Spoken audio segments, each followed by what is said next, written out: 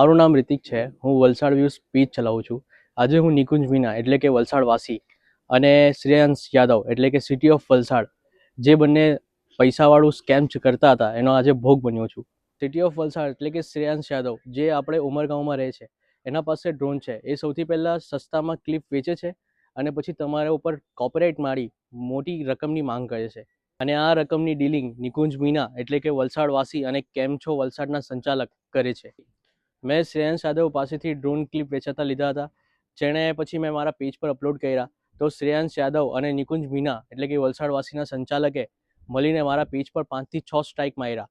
અને જ્યારે મેં એમને રિક્વેસ્ટ કરી કે મારા પેજ પરથી કોપીરાઇટ કાઢી મૂકો, તો એમણે મારા પરથી લગભગ 10 લાખ રૂપિયાની માંગ કરી. વલસાડવાસીવાળાએ મારા સાથે એવી એક એગ્રીમેન્ટ કરવા માટે કીધી, એટલે લેખિતમાં લખી આપવા માટે કીધું કે તને હવેથી વલસાડમાં કોઈનું પણ કામ નથી કરવાનું, અને કરવું બી હોય તો સૌથી પહેલાં તને મારી પરમિશન લેવાની, પછી કામ કરવાનું. અને મેં જો ના પાડીશ તો એ મારો પેજ પરમનન્ટલી ડિલીટ કરી દેશે.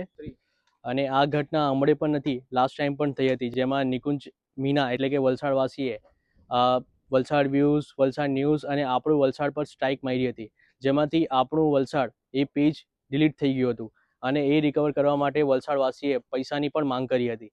અને હા, આ લોકોના ત્રાસથી કંટાળીને આજે હું વલસાડ રૂરલ પોલીસમાં આવીને એ કમ્પ્લેન કરી છે કે મને ઇન્સાફ મળે. અને તમારાથી પણ હાથ જોડીને વિનંતી છે કે આવા સ્કેમર્સથી દૂર રહો ને આવા લોકોને આગળની પાછળ કરો.